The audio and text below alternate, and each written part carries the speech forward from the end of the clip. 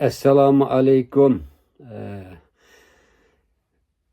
Özbekistan'ın Taşkent şehrinde yığılgan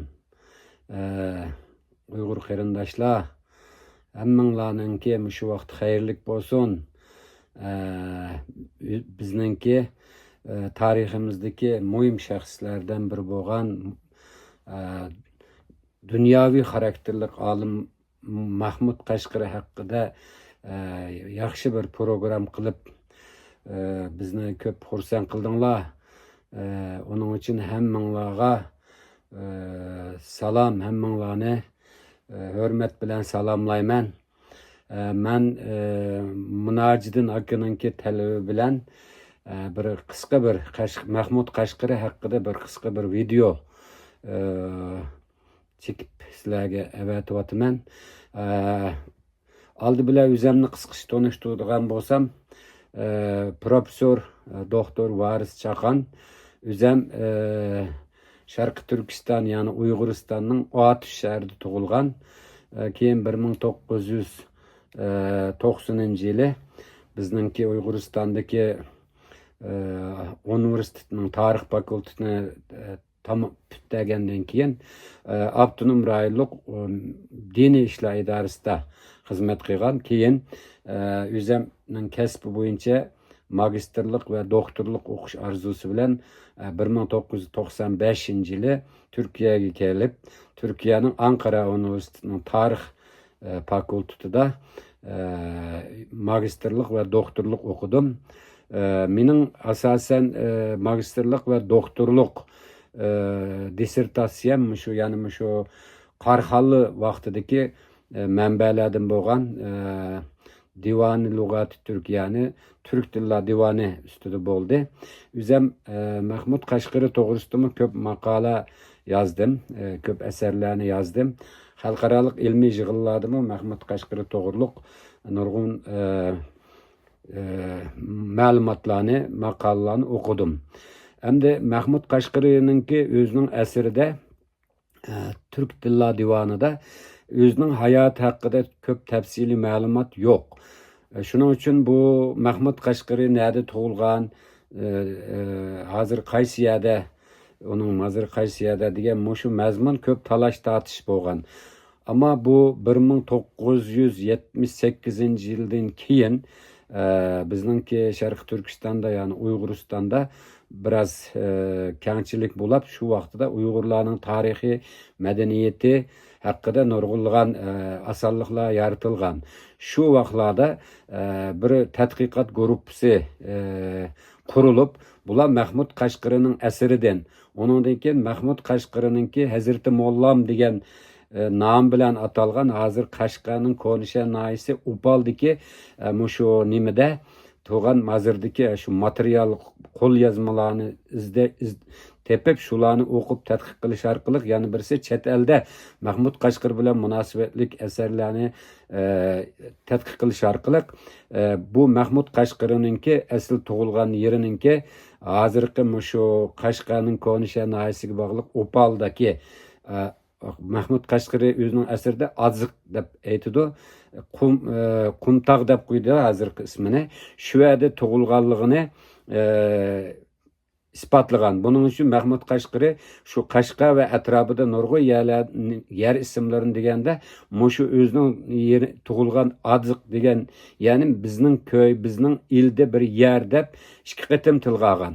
Hamda ba'zi chet eldagi ba'zi oz sondagi ma'lumotlarda Mahmud Qashqarininki yurtini hozirgi Qirg'iziston chegaralaridagi Barisxon degan yerda tug'ilgan degan bir ko'z qarashni o'tirib qo'yganlar bor ekan. Bu ko'z qarashni o'tirib qo'yganlarninki nima qilgani, misol qilib ko'rsatgani Mahmud Qashqarining asarida Barisxon Avrasiyabning o'g'lining ismi, shuning o'g'lining nomi bilan qurilgan bir shahar, Hüseyinning shahri, ya'ni dadisi bo'lgan Hüseyinning shahri edi degan bir ma'lumot qarab turib bu fikrni o'tirib qo'ygan. Lekin hiçbir vakitte onundan başka hiçbir ispat göstermeyen.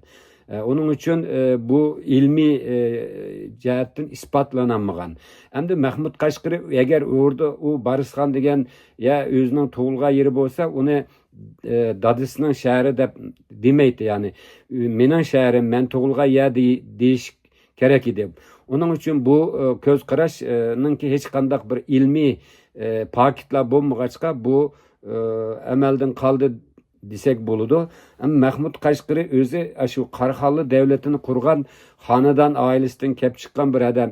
Bununki şu Muhammed Yusuf'ninki oğlu Hüseyin Çağrı Tekin'ninki oğludur Mahmud Qashqari. Özü tuğulgan yeri de şu aile terbiyesini kögen Hallık medresesi de ve Saçiye medresesinde okup özününki şu ilimlerini yükseltken, nemi kılgan, şu ceryanda özü nurgu yerlerge berip özünün şu Türk Dilla Divanı ve onundan başka yani onun Türkçinin grammatikisi bilen münasebetlik nurgun eserler bilen eserlerini toplap, aş materyallarını toplap muş eserge tutuş kılgan. Hem de Mahmud Qashqari şu Saçiye medresesi ve hallık medreselerini muvaffakiyetlik tüketkendiğin ki bununla şu vaktiki heyet, ilmi heyet bunu yukarı bahalıgandikin özüge bir tahallus tallaşını aytqanda özü şu toğulup ösken yurtu bolgan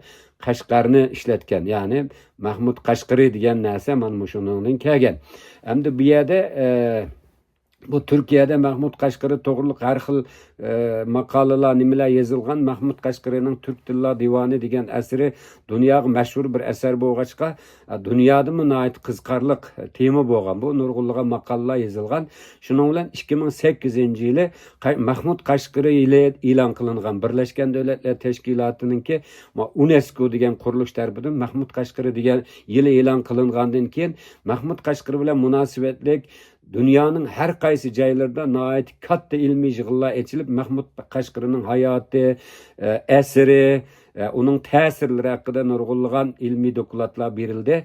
Yani Mahmud Qashqarininki şu 2008 yılı Mahmud Qashqarininki toğulganlığı atalgan şu bir yılda Türkiye'de mi nurgulluğun katta ilmi yığınlar bolganda men Mahmud Qashqarining hakkında bilingen ve bilinmegen bazı meseleler degan bir maqolani yazıp bazı Mahmud Qashqari to'g'riliq bazı hata tushunchalarga mana men şu jurnalda besildi bu onunla cevap bergen. Bunu da Qashqarli Mahmud hakkında bilingen ve bilinmegen bazı hususlarda hiçbir ilmi paket kösetmey, hiçbir asas kösetmey Mahmud Qashqari to'g'riliq onun tuğulga yeri ve onunki hazırkı mazırı to'g'riliq qalayımqan nima qilganlarga cevap bergen. Mana bu bir ilmi maqola hazırgıçı turuptu. Hem de bir yerde Mahmud Qashqari özü keyin bak Qarxallar devleti bölünüp ketken 1041-yili Mahmud Qashqari hem de şu Sharq Qarxallar ninki hükümdarlarının nevrisi buldu. Bular şu Yusuf Qadirxonning nevrisi. Bu Mahmud Qashqari'ni asli Mahmud Qashqari'ning Hazreti Mollam tezkirisi degan bir tezkiri bor. Anandan keyin şu yerlik xalqlarning evlatdan evlatga qoldirib kelgan qo'l yozmalari bor. Biz bu qo'l yozmalarni ko'rgan, o'qigan, tadqiq qilgan bu to'g'riliq Abdurahim O'tkir va Mirsulton Osmonga o'xshash odamlar bularni tadqiq qilish orqali buni xalqaro e'lon qilgan vaqtda shu vaqtdagi Uyg'ur avtonom rayonlik hukumatmi buni muzokara qilib, buni tekshirgandan keyin resmi qabul qilib Mahmud Qashqarining tug'ilgan yeri ve hozirgi şu Qashqa Opaldagi mazarning Mahmud Qashqarining mazar ekanligini resmi e'lon qildi ve dünyanın cho'ng media qurilishlarida bu e'lon qildi. Bu narsalar değildi. Ama lekin O'rta Osiyodagi Sovet ittifoqi parchalanib, O'rta Osiyodagi qarindoshlar bu Qozog'iston, Qirg'iziston, O'zbekiston degan davlatlar qurilgandan keyin bular o'zlariga ba'zilari nimalarni yasab chiqib bu Mahmud Qashqari olsun, Yusuf Xas Hacib olsun bu to'g'rilar nihoyatda ilmiy asos bo'lmagan narsalarni o'tirg'i ko'tirib chiqdi. Bu xato bu. Yani bu her devlet özünün bir milli tarihini yazıp çıkış gerek elbette ama bu yerde bu Qarxallı vaqtida bu Sharq Turkiston va G'arbiy Turkiston hammasi bir butun Qarxallarning tuprog'i. U bu hozirgidek bunda ismlar yo'q. Hozirgi bu bo'linib ketish mushu Sovet Ittifoqininki Turkistonni parchalash siyosatining bir natijasi bu. Shuning uchun u yer hammasi biz shu Qarxallı avlodlari, Qarxallarning tuproqlari ichida yashagan qarindosh turk xalqlari biz. Ham bular ba'zi nimalarni o'zininki nimaga tarixini yazganda burunmulgan ahvallar var. Mahmud Qashqari Barisqanda tug'ilgan. Hayır, undaq emas. Mahmud Qashqari babamning dadisi Barisqonga vali bo'lgan ekan, emir bo'lgan ekan. Shuning uchun u babamning shahri degan. Keyin Barisqondan qaytib kelib Qashqarda uningdagi hukmdor bo'lganda, uningki Yusuf Qodir xonningki kichik xotini Mahmud Qashqarining o'gay onasi o'zining bolasini taxtga chiqarish uchun Ibrohimni, Mahmud Qashqarining dadisini va uning ba'zi yaqin odamlarini o'ltirib o'tgan, zaharlab. Shuningdek Mahmud Qashqarining va uning yaqin odamlar Mahmud Qashqarini qochirib shu G'arbiy Turkistonga kelgan. Hozirgi shu Buxoro, Nishobur, Samarqandlarda Mahmud Qashqari bir mazgil ilm tahsil qilgan, mudarrislik qilib dars bergan.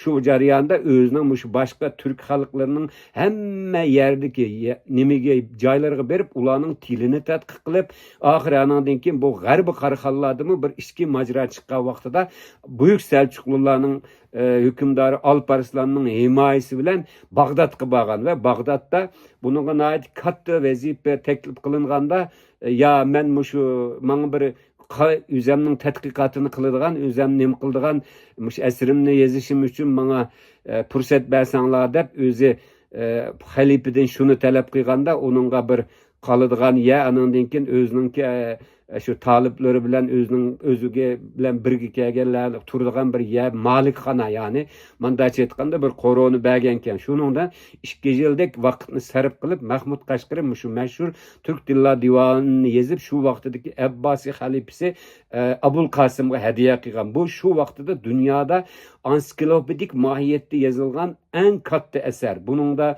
tarixdan, madaniyatdan, tildan, her jihatdan yaxshi ma'lumotlarni bergan. Hatto Mahmud Qashqari o'zining asrida dunyo xaritasini sizib chiqqan. Shuning uchun Mahmud Qashqari dunyoviy bir olim.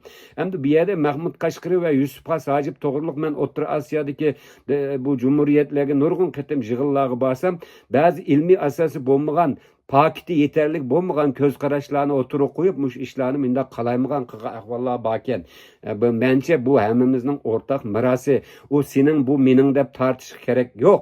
Mahmud Qashqari o'zining asrida va o'zi keyin bu Bag'dodda bir mezgil mudarrislik qilib, nihoyat katta e'tiborga erishgandan keyin Mahmud Qashqarini oxiri shu vaqtida himoya qilgan Tarkan Xotun, Melikshahning ayoli, G'arbiy Qarxalli hukmdori Shamsil Mulkning qizi bu. Shuning bilan ashning himoyasida bir mezgil turib, o'zi ilm tahsil qilgan, taliblarni yetishtirgan. Keyin bu Melikshahninki ayoli Tarkan Xotun, Melikshah o'lgandan keyin bir ichki majra chiqib, huquq taxt talish ko'rish chiqib, oxiri bu Tarkan Xotun o'ldirilgan, uning o'g'limi o'ldirilgandan keyin andan bu Mahmud Qashqari Qashqarga qaytib ketgan. Shu vaqtida Qashqarda Qarxalli davlatidan u ya tinjib bir heyet kelgan. Resmi bir heyet Bag'dodga kelganda shular bilan qaytilib, hozir o'zi tug'ilgan, o'zining yurti bo'lgan shu Opalga berib, shu Opalda ananikin Mahmudiya madrasasi degan madrasasini ochib, ömrünün oxirigacha ashada taliblarni yetishtirgan. Hatto shu vaqtlarda butun shu turk diyorlaridan atrofdagi boshqa ellardan o'quvchilar kelib mushada ilm tahsil qilgan va har yili Navro'z bayramida o'qish bitirish murosimlari o'tkazgan. Bu shu 1920-asrning boshlarigacha davom qilib kelgan. Shuning uchun Mahmud Qashqari to'g'riliq hamda bir tadqiqot elib borganda bunda ilmiy paketlarni ko'masga silib bundaq nim qilsak bo'lmaydi. Mahmud Qashqarininki asarlari uning nimiz to'g'riliq, hayoti to'g'riliq. Mana Turkiyada ba'zi xato tushunchalarda bo'lganlar bor ekan. Shunga men shu jurnalda men buni sizlarga avatib beraman, buning PDF'ini. Aşağıda okuvarsanlar buldu. Türkçe hem bunu yalaka Google tercümeden şu üzerler Uygur tercümesiyle kılıp körüvarsanlar buldu. Bunu bu resmi Türkiye'de çıkan bir ilmi makala. Qarindoshlarım biraz uzrab ketdi çünkü mühim bir mesele bo'lg'achqa men buni nim qildim. ilmi paketi bolmagan, ilmi muş sahanın ehli bolmagan kişilerin gepige kirmenglar. Ularınki fakat nimisi bu kalayım kallaştırış, halkınki nimisini kalayım kallaştırıştın başka näse emas. Şunun için bu näselerini ehlidin, ilm ehlidin ögüniş gerek. Rahmet hemmenlaga hürmetimni bildirmen. Aman isen bulanglar. Rahmet, hoş, Xudoga emanet.